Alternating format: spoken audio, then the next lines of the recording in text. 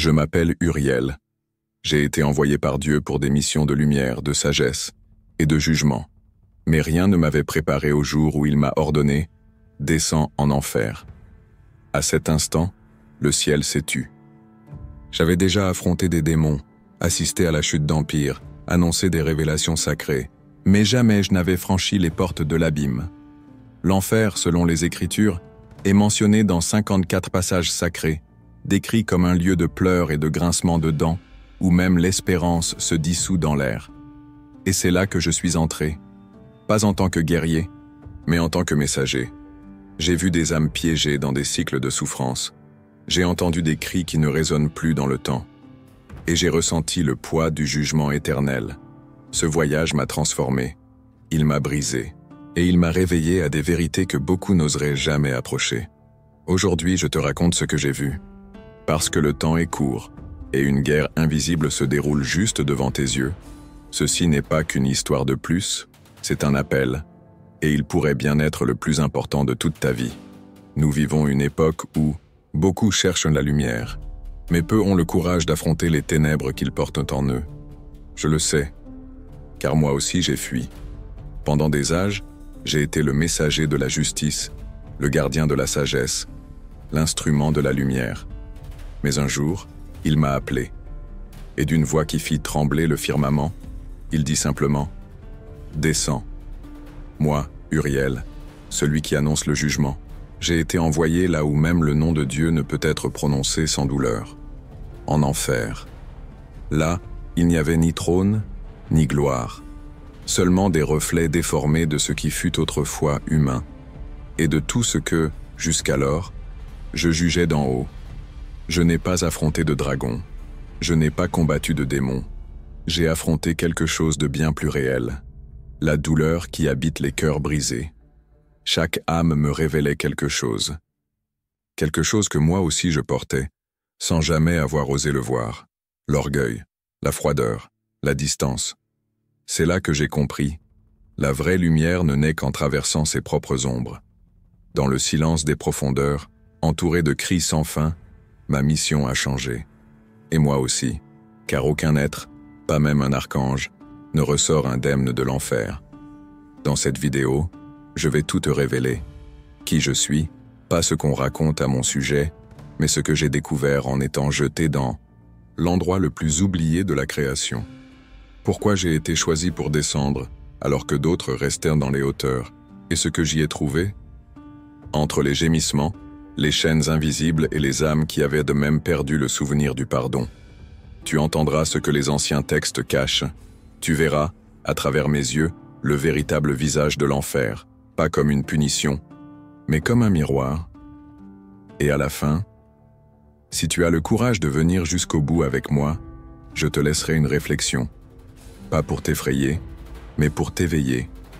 Parce que parfois, ce qui ressemble à la fin n'est que le début d'une transformation que ton âme réclame depuis longtemps. Je m'appelle Uriel. Je porte en moi la signification de lumière de Dieu. Pendant d'innombrables ères, telle fut mon essence. Éclairer les chemins, apporter la clarté là où régnait le doute, guider les âmes perdues dans l'obscurité de leur propre conscience. Tandis que Michel brandissait l'épée de la justice et que Raphaël offrait la guérison aux souffrants, ma mission était tout autre. J'étais envoyé là où le silence criait, là où les cœurs vacillaient, encore entre la culpabilité et le repentir, là où une seule étincelle de vérité pouvait allumer une éternité entière. Mais il y eut un seul jour, où tout a changé. L'ordre est arrivé sans bruit, descend. Je n'ai pas demandé pourquoi, les anges ne posent pas de questions. Mais en moi, quelque chose s'est brisé. Comment la lumière peut-elle entrer dans un lieu où elle n'a jamais existé?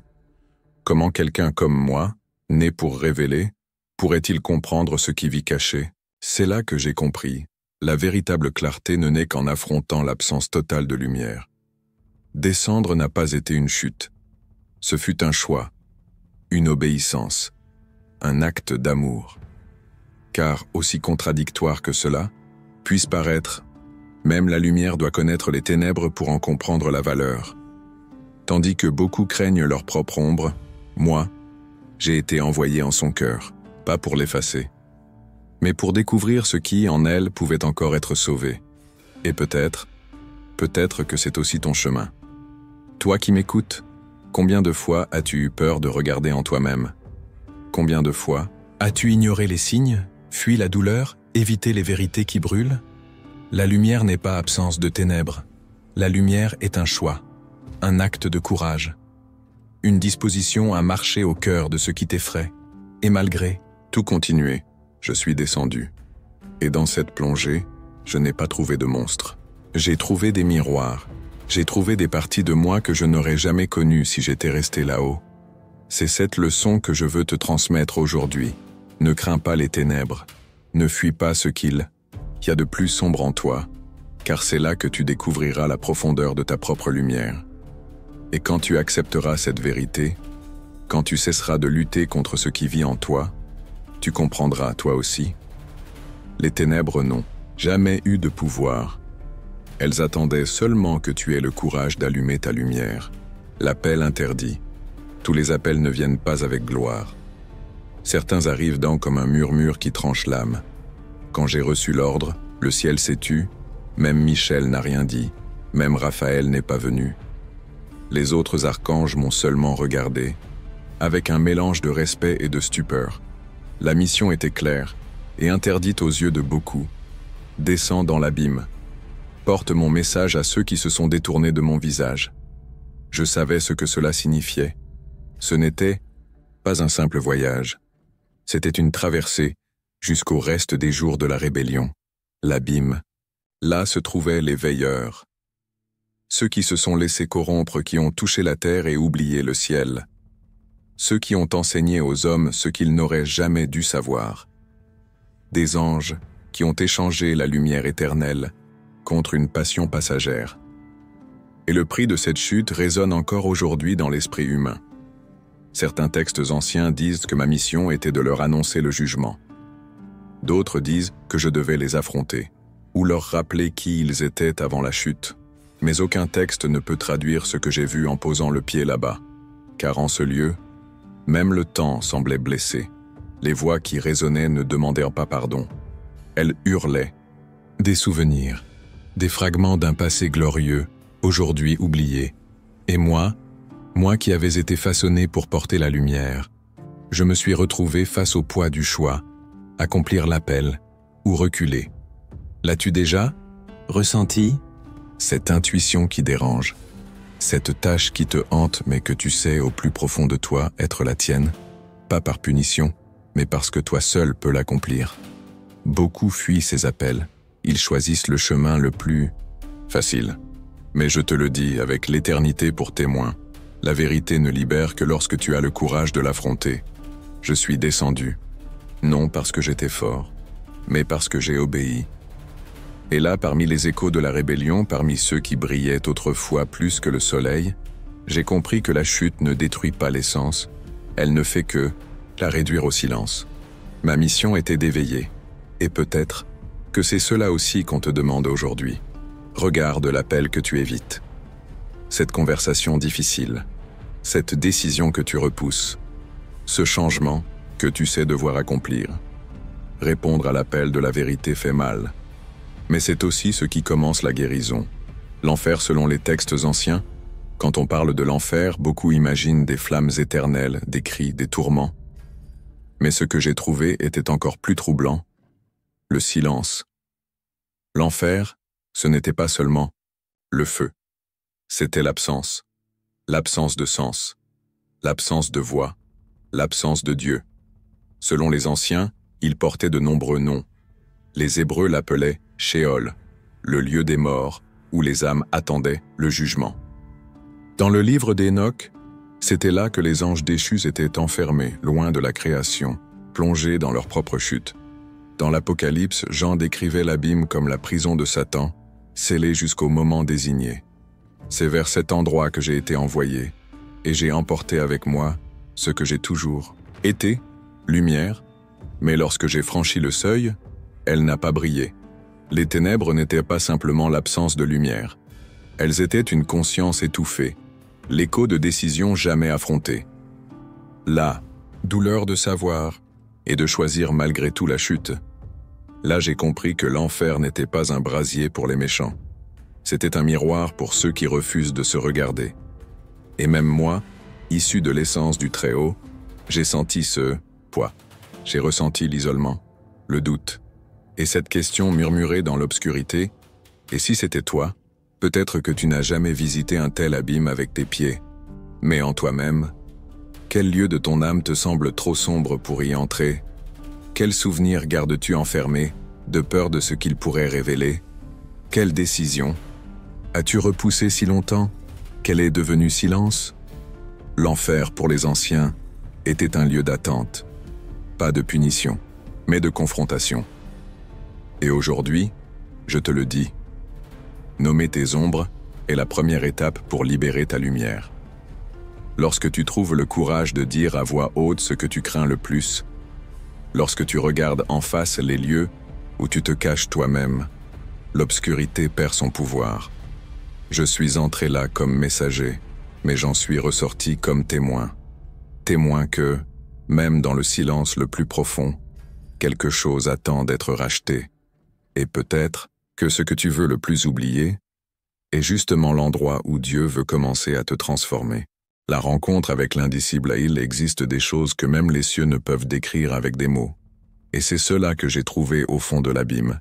Ce que j'ai vu ne peut être exprimé clairement, non par peur, mais parce que le langage des hommes est trop étroit face à ce qui habite les profondeurs de la création. Certains disent que j'ai affronté le Léviathan, le monstre des eaux primordiales. D'autres croient que j'ai contemplé le reflet du mal à l'état pur, non comme une créature, mais comme une vérité brute, vivante, incarnée. La vérité de tout ce qui a été rejeté, nié, enfoui, et qui pourtant continue d'exister. Mais sur un point, tous s'accordent, je ne suis pas revenu le même. Quelque chose en moi s'est tu, pas par faiblesse, mais par révérence. La lumière que je portais avant, celle qui brillait, avec force, confiance, parfois même arrogance, tremblait désormais, plus dense, plus profonde, plus vraie. Car seuls ceux qui regardent la douleur dans les yeux comprennent ce qu'est réellement la compassion. Oui, certaines traditions disent que mes yeux n'ont plus jamais brillé comme avant, et elles ont raison. Aujourd'hui, je porte une autre lumière, non celle qui charme, mais celle qui révèle. Non celle qui apaise, mais celle qui réveille. Je suis devenu porteur de vérités douloureuses, mais des vérités qui libèrent, et c'est là que beaucoup reculent. Ils veulent évoluer sans affronter, guérir sans regarder la blessure. Mais moi, je te le dis, l'âme ouverte, tu ne commences à te transformer réellement que lorsque tu affrontes ce qui te fait le plus peur. Je ne parle pas de monstres extérieurs. Je parle de ce que tu ressens sans comprendre, de ce que tu nies, mais qui te contrôle, de ce que tu caches, mais qui ne t'a jamais quitté. Permets-toi de regarder à l'intérieur, même si tu n'aimes pas ce que tu y vois, même si tout en toi veut fuir. Car c'est dans cet affrontement, dans cette descente, que tu ne trouves pas seulement le fond, mais ta force, l'héritage d'Uriel, l'ange des vérités difficiles. Après mon retour, rien en moi n'était comme avant. Le ciel m'a accueilli dans le silence. Et dans ce silence, j'ai compris mon nouveau rôle. Je n'étais plus envoyé pour consoler.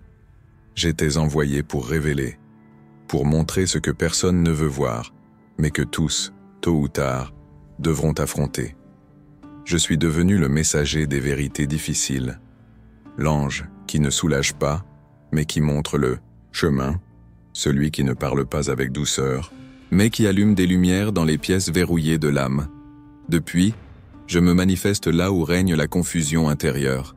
Pas pour résoudre, mais pour exposer. Je révèle la racine de la douleur, la cause du dévoiement, la vérité derrière le masque. Et oui, cela effraie. Certains mystiques racontent, lorsque l'on invoque Uriel, on ne ressent pas une paix immédiate. On ressent une direction, on ressent une confrontation, on ressent une clarté. Et c'est exactement ce que j'apporte. Non le repos de l'âme, mais son éveil. Car le réconfort sans vérité est une prison déguisée en soulagement. Mais la vérité, même lorsqu'elle fait mal, libère. Et si tu es encore ici, c'est qu'une partie de toi est prête, prête à arrêter de fuir, prête à voir ce qui doit être vu, prête à abandonner le confort de l'illusion. Ma lumière ne brille pas pour séduire, elle brille pour révéler. Et aujourd'hui, elle est devant toi. Tu peux fermer les yeux, retourner au monde des distractions, ou bien faire un pas en avant, même si ce pas te mène dans la douleur. Car c'est là que réside la guérison. La douleur de la vérité vaut toujours mieux que le confort du mensonge. Et lorsque tu auras le courage de voir les choses les yeux ouverts, alors tu comprendras ce que j'ai découvert dans l'abîme. Le ciel commence à l'intérieur. Le miroir spirituel, ce que cette histoire révèle sur nous, tu peux penser que cette histoire ne parle que de moi. Mais ce n'est pas le cas. Chaque pas que j'ai fait vers l'abîme, chaque silence que j'ai traversé, chaque ombre qui m'a enveloppé, reflète quelque chose qui vit aussi en toi. Le chemin que j'ai parcouru n'était pas seulement une mission divine, c'était un miroir, un reflet de ce qui se passe dans l'âme de tout être qui cherche à évoluer. Car tôt ou tard, nous sommes tous appelés à descendre. Non pas en enfer, comme lieu physique, mais dans l'enfer de l'âme. Cet espace intérieur où l'on a enfoui nos douleurs, nos blessures, nos mauvaises décisions, et toutes ces vérités qu'on n'a pas encore eu le courage d'affronter. Je suis descendu pour porter la lumière. Mais, une fois arrivé là-bas, j'ai compris, c'était la lumière en moi-même qui avait encore besoin d'être réveillée. Et toi, combien de fois as-tu ressenti cet appel silencieux à regarder en toi? À descendre dans les souvenirs douloureux, les émotions qui t'effraient, les pensées que tu préfères éviter. N'aie pas peur. L'obscurité intérieure n'est pas une punition. C'est un passage. L'abîme ne devient une prison que si tu refuses de rencontrer ta vérité. Mais si tu acceptes d'y entrer, quelque chose change. Tu ne reviens pas le même, et c'est une bénédiction. Car tout comme moi, tu n'es pas fait pour simplement survivre. Tu es fait pour t'éveiller. Et seuls ceux qui ont eu le courage de regarder leurs ombres peuvent enfin comprendre la valeur de leur propre lumière. Cette histoire est la mienne, mais le chemin est le tien. Prière finale, la lumière qui traverse les ténèbres, très haut. Père de la lumière qui ne s'éteint jamais, je me tiens devant toi, non comme celui qui n'est jamais tombé, mais comme celui qui est descendu, et qui est revenu les yeux ouverts. Répands maintenant ta présence sur celui qui m'écoute. Éclaire les parties oubliées de son cœur. Touche les endroits qu'il n'a jamais osé visiter. Et montre-lui, par ta miséricorde, que même dans l'obscurité, ton amour demeure. Que cet enfant de la lumière ait le courage de regarder en lui, de traverser ses propres abîmes, de ne pas craindre la douleur, mais de l'accueillir comme une étape du chemin. Délivre-le des mensonges qui l'aveuglent. Réveille en lui la vérité qui libère. Et que, face à ces ombres, il découvre aussi le pouvoir de ta lumière. Moi, Uriel, celui qui marche entre les voiles et les révélations, j'intercède maintenant pour cette âme, pour qu'elle se souvienne de qui elle est et de celui qui l'a créée, que la lumière le guide, que la vérité le transforme, et que les ténèbres ne puissent jamais plus régner sur lui. Amen.